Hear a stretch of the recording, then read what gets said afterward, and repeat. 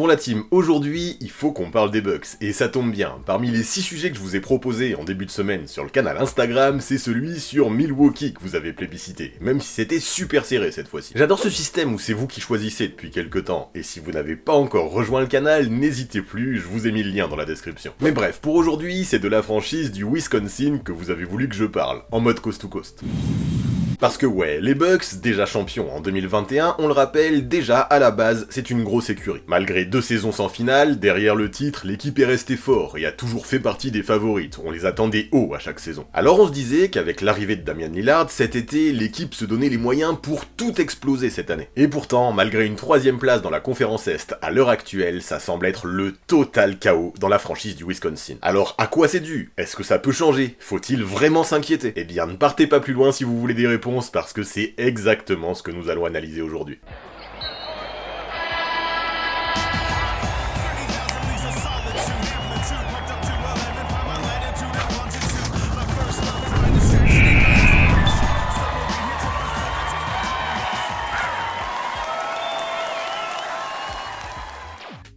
Bon, les Bucks, vous le savez, après seulement 43 matchs, ils ont dit bye-bye à Adrian Griffin, leur coach, qui pourtant était seulement arrivé cet été. En vrai, au premier coup d'œil, ça pouvait paraître étrange, parce que mine de rien, l'équipe ne tournait pas si mal. Même si Boston dominait la conférence Est, Milwaukee, pendant la majeure partie de cette première moitié de saison, s'accrochait parfaitement à la 2ème place. Alors ok, on pourrait se dire que 2ème, ça ne suffisait pas au front office, mais soyons honnêtes tout de même. Cette décision de couper un coach qui pourtant avait remporté 70% de ses matchs, ça en a surpris plus d'un, surtout à ce moment-là de l'année. Bah ouais, c'est arrivé juste avant un gros road trip, avec des déplacements à Dallas, Denver ou encore Phoenix. Il y a beaucoup mieux comme timing, c'est pas ouf. Surtout qu'on s'en rappelle, cet été les Bucks avaient pris la décision de virer leur coach mythique Mike Budenholzer, présent dans l'équipe depuis 2018, coach de l'année en 2019 et champion NBA en 2021. Tout ça pour le remplacer par Adrian Griffin et le couper après seulement 43 matchs. Il y a quelque chose d'assez incompréhensible là-dedans. Bon, forcément cette décision n'a pas été prise au hasard, et toutes les raisons qui ont poussé le management à couper Griffin, on reviendra dessus après. Par contre, ce que l'on a vite appris, après 3 matchs gérés par Joe Prunty, en tant que coach intérimaire, c'est que c'était Doc Rivers qui allait prendre la relève à Milwaukee. Et là, je ne vous cache pas que vu la réputation que le tacticien s'est faite ces dernières années, au départ, j'ai été un peu scotché. Ok, il a déjà été champion, mais c'était en 2008 avec les Celtics. Ça date. Depuis que ce soit avec les Clippers ou les Sixers, il a enchaîné les déconvenus et les déclarations maladroites. Oui, il est un homme expérimenté et charismatique, mais pour ce qui est de l'aspect tactique et des adaptations en playoff, il y a tout de même de quoi y avoir de vrais doutes concernant Doc. Sur X, on l'a vu, tout le monde s'est affolé. Pour beaucoup, Rivers était le pire choix possible pour la franchise de Milwaukee, et ses premiers résultats sont plutôt allés dans ce sens pour confirmer ses propos. Au moment où je tourne cette vidéo, les Bucks ont perdu 7 de leurs 10 derniers matchs avec Doc. Ils ont perdu leur 2ème place à l'Est, et ce qu'ils montrent est inquiétant. Sauf que même si cet échantillon est parlant, est-il suffisant pour tirer des conclusions hâtives et définitives concernant le tacticien? Je pense personnellement qu'il faut encore prendre un petit peu de recul avant de totalement tirer la sonnette d'alarme. Déjà, comme on l'a dit, Doc, sans lui trouver d'excuses, il le fait très bien lui-même, est arrivé juste avant un road trip ultra compliqué. En quelques jours, on lui a demandé de changer toute la culture de l'équipe, notamment défensivement, et évidemment dans ces conditions ça n'a pas fonctionné, du moins pas pour le moment. On le sait, les équipes NBA ne s'entraînent quasiment pas quand elles sont en déplacement, alors introniser un nouveau coach dans ce timing et dans ce contexte, je me dis que ce n'est peut-être pas forcément la meilleure idée du monde. Les Bucks ont voulu tenter le coup, et sans surprise, en tout cas jusqu'à maintenant, ça n'est pas payé, vu comment Doc Rivers, dès son arrivée, s'est retrouvé en totale difficulté chez ses Bucks. En résumé, je pense que Doc est arrivé dans une équipe déjà malade, et s'il est là, je pense que c'est que dans la précipitation, les Bucks n'ont pas trouvé mieux et plus rapide comme remède potentiel. Bah ouais, faut en être conscient, même si ça fait quand même déjà quelques années que Doc Rivers est notre tête de turc préféré parmi les coachs en NBA, il a tout de même de vraies qualités, il n'aurait pas retrouvé de job si facilement sinon. Sa principale force, c'est son charisme, sa philosophie, qui passe ou qui ne passe pas d'ailleurs. Si ça vous intéresse d'en connaître un peu plus sur ses méthodes de coaching, je vous invite à voir l'épisode de la série Netflix sur les coachs qui lui est consacré. Il y parle de ses principes, de ses valeurs, en mode j'existe parce que le groupe existe. Il y a un côté un petit peu chamanique là-dedans, autour du sacrifice, mais c'est intéressant, ça peut avoir du sens. Par contre, ce genre de philosophie, qui peut paraître absurde pour certains, ça passe ou ça casse, en fonction des joueurs. Un mec comme James Harden par exemple, j'ai l'impression qu'il n'en avait rien à battre de recevoir des chansons de gospel de son coach avant les matchs, mais bon, il y a d'autres joueurs sur qui ça peut faire effet. Et parmi ces joueurs, j'ai l'impression qu'Yanis peut être un bon client, vu son attitude générale et ses valeurs, qui semblent assez communes à celles de Doc. Même si le freak explique que là il en a ras-le-bol de changer de coach et que 4 entraîneurs différents en 6 mois c'est épuisant, en contrepartie, il respecte énormément Rivers. Il l'a dit plusieurs fois, il est un tacticien qui a connu le succès, et qui sait comment gagner. Pourquoi pas, hein? Et ce respect mutuel entre les deux hommes, je me dis que ça peut être l'une des clés, tant la relation entre Adrian Griffin et Giannis Antetokounmpo semble s'être complètement détériorée au fur et à mesure de la saison. Si l'objectif le plus urgent des Bucks était de tenter de recréer une alchimie dans le groupe et de contenter Giannis, je me dis que finalement, Doc Rivers pourrait apporter des éléments intéressants dans ce sens. Ouais, alors que là j'entends beaucoup de monde critiquer Doc en disant que les Bucks doivent déjà le virer au vu de ses premiers résultats, je pense au contraire que pour le moment, il n'est pas responsable de grand chose. Impossible de le juger sur une si courte période, et encore plus vu le contexte totalement explosif dans lequel il est arrivé à Milwaukee. Quand je vois que des vidéastes américains ont déjà sorti des vidéos pour expliquer à quel point Rivers était en train de détruire les Bucks, je me dis tranquille. Je sais que beaucoup de fans et d'analystes ne le respectent pas, mais sur ce coup-là, stop. Cette équipe était déjà en pleine phase de destruction avant son arrivée, et ça on peut pas dire que c'est sa faute. Là ce que je me dis, c'est que vu comment les choses ont semblé se précipiter, les Bucks n'ont pas eu le choix que de virer Griffin. Il fallait le faire, et vite. Ça c'est quand même un signe, je pense, quel que soit le bilan de l'équipe, qu'il y avait quelque chose qui était en train de pourrir dans cette franchise, autour du coach, aussi bien sur le terrain que dans le vestiaire. Donc plutôt que d'accuser Doc Rivers à tort et à travers dans cette vidéo, je vais plutôt tenter de rechercher ce qui pourrissait chez ces Bucks, et comment le nouveau coach peut tenter de résoudre ça. Perdre tout de suite, ce n'est pas grave. L'objectif, c'est d'arriver prêt en playoff. Et pour ça, il reste 26 rencontres à cette équipe de Milwaukee. En gros, il lui reste un tiers de la saison à Rivers pour faire en sorte que son équipe soit compétitive. Ça laisse du temps, mais c'est quand même chaud. On n'est pas loin d'être en mode mission impossible, et à mon avis, pour trouver des solutions, le mieux pour commencer, c'est d'identifier ce qui va mal. Et là pour moi, les problèmes des Bucks ont commencé dès le training camp, quand ça a clashé avec Terry Stotts, pourtant recruté en tant qu'assistant pour chapeauter et mentorer Adrian Griffin pour sa première saison en tant que head coach en NBA. Surtout que Stotts, c'est quand même un mec qui a coaché Lillard pendant 9 ans à Portland, un vrai atout. Sauf que, selon certaines sources proches de l'équipe, ça a fuité plus tard, Griffin aurait eu du mal à accepter la présence de l'assistant à ses côtés. Il voulait être le numéro 1 sur le papier, oui, mais aussi sur le terrain et à l'entraînement. La présence d'un Stotts dans le coaching staff si proche d'un Damian Lillard lui aurait donc fait de l'ombre. Et puis même d'un point de vue tactique, de ce qu'il se dit, les deux hommes étaient constamment en désaccord sur tous les points. Comme si Griffin prenait un malin plaisir à contredire Stotts dès qu'il ouvrait la bouche juste pour lui montrer que c'était bien lui le chef. Compliqué l'ambiance. Résultat, avant même le début de la saison, après un shoot-around, l'assistant a bien compris. Se sentant mis à l'écart par Griffin, il a pris ses clics et ses claques sans demander son reste à personne et s'est envolé ailleurs. À ce moment-là, Damian Lillard n'a pas hésité à dire à quel point cette décision l'attristait, mais forcément, en tant que nouvelle arrivée dans l'équipe, il n'allait pas faire de vagues. Ceci dit, on s'en rend compte, pour entamer une saison où tant de choses avaient changé lors de l'été précédent, les conditions étaient loin d'être idéales. Et le truc, c'est que quand la saison a commencé, on s'est très vite rendu compte que sur le terrain, il y avait aussi un gros souci concernant ces Bucks. Alors que l'équipe était l'une des meilleures défenses de toute la NBA sous Budenholzer, aujourd'hui, c'est devenu l'un des principaux points faibles de cette team. Bon, c'est vrai que remplacer Jrue Holiday par Damian Lillard, ça n'a pas trop aidé dans ce sens, dans le sens défensif, mais je pense que ça ne fait pas tout. En arrivant, plutôt que d'utiliser un schéma traditionnel avec Giannis Antetokounmpo et Brook Lopez qui protègent le cercle, comme ils l'ont très bien fait pendant des années, Adrian Griffin est arrivé et a tout changé. Un peu comme c'était le cas à Toronto, il a demandé une défense plus mobile, qui switch davantage. Pourquoi pas, hein, sauf qu'à Milwaukee, il n'avait pas les pièces pour ça. Chez les Raptors, ça fonctionnait, car il y avait des joueurs jeunes, longs, mobiles, et qui couraient partout. Les joueurs de Milwaukee n'ont juste pas le même profil que ceux de Toronto. Après, ok, Griffin a fini par comprendre des choses et a demandé à Brook Lopez de davantage drop sur les pick and roll. Heureusement, parce que le voir au large, ça faisait bizarre quand même, vu son incapacité à défendre au périmètre. Néanmoins, quand sur une action, t'as Giannis Antetokounmpo et Bobby Portis qui trappent le porteur et Malik Beasley qui est obligé de défendre la peinture, je grossis le trait. Mais à peine, ça montre qu'il y a un vrai souci. Ce n'est pas parce qu'un système de jeu a fonctionné avec d'autres joueurs dans une autre équipe qu'il va forcément refonctionner avec d'autres joueurs qui ont un autre profil, et ça, visiblement, Adrian Griffin a eu du mal à le comprendre. Résultat, d'une équipe top 3 à top 4 des meilleures défenses NBA ces dernières années, les Bucks sont devenus top 10 parmi les pires défenses de la NBA cette saison sous Griffin. C'est inquiétant. La seule raison pour laquelle les Bucks avaient quand même des résultats cette année, c'est qu'ils affichaient la deuxième meilleure attaque de la ligue, sauf que ça ne pouvait pas fonctionner comme ça éternellement. Surtout que, on va le dire honnêtement, j'ai l'impression que cette attaque, elle était plus due aux qualités des joueurs eux-mêmes qu'au système d'Adrian Griffin. De ce qu'il se dit, il est arrivé plusieurs fois qu'Giannis change volontairement le plan de jeu de son coach sur le terrain, car il savait que l'équipe ne serait pas efficace comme ça. Parfois, il a même refusé de sortir. Bobby Portis serait même allé jusqu'à confronter le tacticien dans le vestiaire après l'élimination face aux Pacers lors d'une season tournament, pour lui expliquer à quel point il trouvait ses systèmes de jeu inutiles. Le fossé semblait vraiment se creuser à une vitesse folle entre Adrian Griffin et ses hommes. Est-ce que vous comprenez maintenant à quel point il devenait urgent, avant que ça n'explose, de se séparer du tacticien? Un système défensif qui ne fonctionne pas de système offensif, aucune emprise sur le groupe, il fallait forcément se bouger pour ne pas finir la saison complètement dans les choux du côté de Milwaukee. Ok, en playoff, souvent, Budenholzer mettait du temps à s'adapter, et ses prises de décision étaient parfois critiquables, mais au moins, il avait le respect de son groupe globalement. Par contre, ce qui est fou, c'est que de ce qu'il se dit, le recrutement de Griffin à la base aurait été fait pour contenter un Giannis Antetokounmpo très déçu d'être cantonné à un rôle de défenseur intérieur par Bud, et de ne pas avoir pu défendre sur Jimmy Butler l'an passé lors des playoffs. C'est lui qui voulait une défense comme celle des Raptors, sur laquelle lui aussi pourrait sortir sur les joueurs extérieurs. Pourquoi pas? Le souci, c'est que Nick Nurse, qui aurait été la priorité numéro 1 de la franchise du Wisconsin, a finit par préférer les Sixers. Le front office a donc décidé, pour compenser, de recruter son assistant numéro 1 à Toronto, Adrian Griffin. Erreur fatale. Je pense que Giannis n'avait pas besoin d'un coach qui le laisse faire ce qu'il veut, comme Griffin. Non, il avait besoin d'un coach qui sache s'adapter en direct pendant les matchs, et qui sache utiliser au mieux les pièces qu'il avait sous sa main en fonction des meilleures qualités de chacun. Si Mike Budenholzer n'était peut-être pas l'homme de la situation, Adrian Griffin a montré qu'il l'était encore moins, et la confiance qu'il pouvait espérer de la part de son groupe s'est très rapidement complètement dégradée. En même temps, un coach qui débarque pour modifier tout ce qui fonctionne, sans améliorer ce qui pêche, pour finalement débarquer sans schéma offensif et empirer le tout, forcément que ça pose souci. Pour moi, l'erreur des Bucks, ça n'a pas été de virer Mike Budenholzer, ça a été de recruter Adrian Griffin. Du coup, le choix de Doc Rivers dans cette situation d'urgence, je le comprends. Malgré les doutes existants chez lui aussi concernant sa capacité à s'adapter en playoff, il semble en mesure, à terme, de ramener une certaine cohésion dans ce groupe qui semble totalement malade. Est-ce que ça va suffire pour aller au titre? Pas sûr, parce que des choses à régler, il y en a un paquet, mais ce retour de l'alchimie et de la cohésion dans cette équipe, à mon avis, c'est la première étape à valider. Et si Giannis adhère au discours de Doc basé sur le sacrifice comme les Celtics le faisaient à l'époque, chose que ni James Harden ni Joel Embiid ne semblaient vouloir faire, qui sait, ça peut peut-être marcher. Pour être honnête, je n'y crois pas des masses, vu le chantier à faire, et vu le contexte, mais de toute façon, on ne pouvait plus garder Adrian Griffin dans l'effectif. Doc Rivers reste un pari, certes, mais au vu de son expérience et de son leadership, il peut au moins ramener quelques certitudes dans la gestion du groupe, et c'est déjà pas mal. Sauf que bon, on le sait aussi, quand ça ne va pas bien, Doc Rivers n'est pas non plus le premier à assumer ses responsabilités, c'est le moins que l'on puisse dire. Regardez son passif, toujours, même lorsque ses équipes se sont fait remonter des 3 en playoff, il avait de bonnes excuses, et s'il pouvait accuser ses joueurs plutôt que de se remettre en question, jamais il ne se privait. Je sais pas si vous avez vu le podcast de JJ Redick dernièrement, mais il n'a pas été tendre avec son ancien coach de ce côté-là, et c'est vrai qu'au bout d'un moment, Doc, il va falloir qu'il arrête de se trouver constamment des excuses. Là, ok, on l'a vu, et on l'a dit, on le sait, les conditions de son arrivée à Milwaukee n'étaient absolument pas favorables. Mais est-ce que c'était vraiment à lui de s'en plaindre dernièrement, en disant que la mission était bien plus difficile que ce qu'il imaginait, que le timing était très mauvais, ou encore qu'il aurait préféré attendre le retour du road trip avant d'être recruté, peut-être arriver après le All-Star Break? Le gars, à son arrivée, a même dit à l'équipe qu'il n'avait pas compris pourquoi ils avaient viré Adrian Griffin. Mais au bout d'un moment, ça suffit, stop, tu l'as voulu ce contrat, tu vas le toucher ton chèque, tu assumes, et tu arrêtes de te plaindre sur le timing. Au lieu de trouver des excuses en lien avec le passé, parle plutôt de ce que tu peux améliorer pour le présent et pour le futur. C'est ça le discours d'un coach leader pour moi. Tout le monde le sait que le timing est atrocement mauvais et que la défense des Bucks est éclatée, mais au lieu de nous rappeler ça, dis-nous justement ce que tu comptes faire pour cette défense, Doc. Bon allez, je me calme, j'ai déjà dit que l'idée ce n'était pas de faire le procès de l'ancien coach de Philadelphie aujourd'hui. Puis s'il y a des points sur lesquels on peut le critiquer de manière fondée, aujourd'hui ce n'est pas lui qu'on peut jeter sous le bus pour tout ce qui s'est passé en interne à Milwaukee sous Adrian Griffin. Parce qu'en fait là il faut se rendre compte qu'aujourd'hui le problème est devenu global chez ces Bucks. Ces dernières années on avait Budenholzer, un coach titré, mais qui peu à peu perdait la confiance de Giannis. On a essayé de contenter le grec, ce qui peut se comprendre vu son statut, en faisant venir Adrian Griffin. Sauf que Griffin, lui, il est arrivé avec des idées complètement arrêtées. Il a rien foutu en attaque et il a complètement détruit la défense. Résultat, personne ne s'y retrouvait, ça a pourri l'ambiance dans le vestiaire et Doc Rivers est arrivé, sans le savoir, vu qu'au classement Milwaukee s'en sortait, dans une situation complètement chaotique. Déjà c'est chaud, surtout que ce qu'on attendait de sa part, vu son expérience, c'est que dès son arrivée, il puisse au moins ramener un minimum de sérénité dans cet effectif. Sauf que ouais, road trip, 3 victoires en 10 matchs, vous connaissez. Aujourd'hui, chez les Bucks, ou même dans leur fanbase, il n'y a absolument plus personne de serein depuis l'arrivée de Doc. Du coup, pour relever la tête, le plus gros chantier, vous l'avez compris, c'est la défense. On en a assez parlé. Le truc, c'est que pour l'instant, Doc n'a quasiment pu faire aucun entraînement avec ses joueurs. Si le break fera peut-être du bien, eux, ils sortent d'un système avec Griffin, où tout le monde était perdu. Et pour le moment, ce qu'on voit sur le terrain, c'est compliqué. Ce qu'on observe quand même, c'est que le coach a essayé de ramener un système défensif plus traditionnel, avec un Brook Lopez sous le panier qui protège le cercle, et Antetokounmpo qui switch à peu près tout, en mode libéraux. De toute façon, avec le départ de Jrue Holiday, il faut bien qu'il y ait quelqu'un qui puisse compenser au périmètre les absences défensives que peuvent avoir Damian Lillard et Malik Beasley. Giannis Antetokounmpo peut être ce mec-là, pas de souci, surtout que c'est lui qui demande d'avoir ce rôle-là. Sauf que si tu fais ça, tu laisses Brook Lopez complètement seul dans la peinture, et ça aussi, je trouve ça problématique. Pourtant, vous allez me dire que Brook Lopez, normalement, il doit assurer. Il a fini 2e au défenseur de l'année en 2023, c'est pas n'importe qui. Ouais, sauf que sans Giannis pour lui filer un coup de main dans la peinture, ce n'est plus tout à fait la même. Là, Lopez doit se concentrer à la fois sur les coupes, sur les drives et sur les rebonds défensifs, tout seul ou presque. Ça fait beaucoup pour un seul homme. Et le problème, c'est que si tu ramènes Antetokounmpo dans la raquette pour lui filer un coup de main, tu te fais complètement ouvrir au périmètre. C'est dur. Va falloir trouver des solutions à ça, et je vous le dis, ça ne va pas être simple. Perso, je n'en ai pas vraiment avec cet effectif. Marjon Beauchamp n'est pour l'instant pas le défenseur sur l'homme que je l'imaginais être à ce stade de sa carrière. Chris Middleton, défensivement, n'a plus le même impact qu'à l'époque au vu des différentes blessures qu'il a connues, et qui l'ont diminué. Après, de leur côté, Pat Beverley et AJ Green sont pas mal pour dépanner un peu, mais ils sont trop limités offensivement pour pouvoir prétendre à de grosses minutes dans une équipe compétitive. Elle est pas simple, cette équation à résoudre, et voilà pourquoi, pour moi, la seule clé qu'on peut imaginer, elle sera tournera autour de Giannis Antetokounmpo. Le mec, déjà qu'on lui en demande beaucoup, pour que les Bucks espèrent quelque chose, il va falloir qu'il se transforme en surhomme. Il va falloir qu'il ait un cardio de ouf, qu'il bouge sans arrêt, et qu'il utilise sa longueur pour être utile aussi bien au premier rideau que pour donner un coup de main à Lopez dans la peinture. Rien que ça, tout ça en remplissant son rôle en attaque en plus. Et le truc, vu le niveau du bonhomme, c'est que si tout le monde adhère à cette stratégie et fait les sacrifices pour les autres, je me dis qu'il peut être en mesure d'y arriver et de remplir ce costume. C'est ça la philosophie que Doc Rivers voudrait apporter à Milwaukee, mais pour que ça fonctionne, il faudra du temps, et il faudra voir aussi ce que chacun est prêt à faire comme sacrifice. Est-ce que ça ne vaudrait pas le coup par exemple d'utiliser Giannis dans un rôle plus défensif pour laisser les clés de l'attaque à Lillard afin qu'il s'économise un peu? Certes, le meneur a 33 ans, mais en attaque, il peut toujours être l'un des meilleurs arrières de la ligue. Si ses pourcentages ont baissé cette saison, il pourrait peut-être mieux se retrouver dans une attaque plus structurée, plus à l'ancienne, et ça aussi, c'est ce que Doc Rivers peut faire. C'est pour cette raison que ce coach, malgré son bilan peu flatteur, avec Milwaukee, jusque-là, je veux lui laisser du temps, je veux lui laisser une petite chance. Normalement, ramener de la structuration dans le vestiaire de Milwaukee, mais aussi sur le terrain, c'est dans ses cordes, et rien que ça ferait énormément de bien à cette team des Bucks. Sauf que maintenant, ce qui me chafouine un peu, c'est que si l'on fait le bilan, au final, les Bucks ont lâché Mike Budenholzer cet été pour en échange récupérer un autre coach qui lui aussi venait de se faire couper de Philadelphie pour les mêmes raisons, ses difficultés à s'adapter en playoff. Après, peut-être que Doc Rivers a davantage de charisme et que le courant passera mieux avec Giannis, mais en contrepartie, il est aussi plus imprévisible que Bud dans ses prises de parole et ses choix de rotation. Par rapport à l'an dernier, je n'ai pas forcément l'impression que les Bucks gagnent au change, mais ok, il fallait du changement depuis Budenholzer et Doc Rivers est en mesure d'en apporter. Parce que ouais, il y a quand même un monde où il y a un déclic qui apparaît entre Doc Rivers et Giannis Antetokounmpo. Les deux hommes semblent avoir pas mal de valeurs en commun, on l'a dit, alors pourquoi pas? Si sur les 26 matchs qu'il reste, les Bucks retrouvent du plaisir à jouer ensemble, même si ça prend du temps, Giannis, en bête de compétition qu'il est, peut arriver complètement déterminé en playoff, en mode inarrêtable. Puis à ses côtés, il aura un Damian Lillard en attaque pour prendre le relais lorsqu'il sera pris à deux, et c'est du luxe. Et puis de l'autre côté, en défense, si le freak arrive à faire le boulot que 3 joueurs font habituellement, ça peut marcher, même si d'un coup on lui en demande énormément. Par contre, on le sait, un Antetokounmpo vénère en playoff, ça peut être complètement inarrêtable. C'est pour ces raisons que même dans ce contexte, même avec un Doc Rivers au coaching, même avec encore des défaites en saison et ainsi de 3 ou 4 en playoff, je n'enterrerai pas Milwaukee si rapidement. Oui, les Bucks ont des pièces suffisamment talentueuses pour espérer être ambitieux et compétitifs encore en playoff cette année, mais pour que ça fonctionne, Doc Rivers va devoir trouver la formule magique, et ça, ce ne sera pas une mince affaire. C'est pour ça que même dans le meilleur des mondes, je dois être honnête, les Bucks au titre, cette saison, je n'y crois que très peu. Même si je suis persuadé que dans un autre contexte, un Antetokounmpo peut mener un Doc Rivers au titre, et peut-être même vice versa, qui sait, j'ai l'impression que le mal est trop profond en ce moment à Milwaukee pour espérer régler ça en seulement quelques semaines. Défensivement, l'équipe part de beaucoup trop loin, et si Giannis doit tout faire de ce côté-là du terrain, il va arriver complètement cramé en fin de playoff en cas de long parcours de son équipe de Milwaukee. Donc ouais, pour conclure cette vidéo, mon impression c'est que les Bucks sont bien flingués leur saison en recrutant Adrian Griffin cet été. Les failles défensives n'ont pas non plus été suffisamment compensées avant la deadline, et je ne suis pas certain que l'arrivée de Patrick Beverley change complètement la donne. Doc Rivers pourrait bien finir par ramener un peu d'alchimie dans cette équipe, ok, mais je ne pense pas que ça suffise cette saison, tant les soucis défensifs que les Bucks présentent ne me semblent pas loin d'être insolubles, je trouve ça dommage. Et vous savez, ce que je trouve encore plus dommage, eh bien c'est qu'en début de saison, les Bucks avaient Terry Stotts dans leur coaching staff. S'il n'y avait pas eu clash avec Griffin en début de campagne, c'est lui qui aurait pris la suite, et pas Doc. Si Stotts a déjà montré des failles avec Portland, il aurait tout de même eu l'avantage d'avoir déjà une relation privilégiée avec Lillard, mais aussi de connaître les joueurs, vu qu'il aurait commencé la saison en tant qu'assistant. Pour moi, ça aurait été limite la meilleure solution pour les Bucks, mais c'est mort, tout ça parce que Adrian Griffin, en début de saison, n'a pas voulu des conseils de Stotts. On s'en rend compte, en mode effet papillon un petit peu, en mode domino qui fait tomber tous les autres, ce recrutement d'Adrian Griffin aura finalement fait beaucoup plus de mal que ce que l'on aurait pu l'imaginer au départ. Bonne chance à Doc Rivers et aux Bucks donc pour se relever de tout ça d'ici le mois d'avril. Il y a beaucoup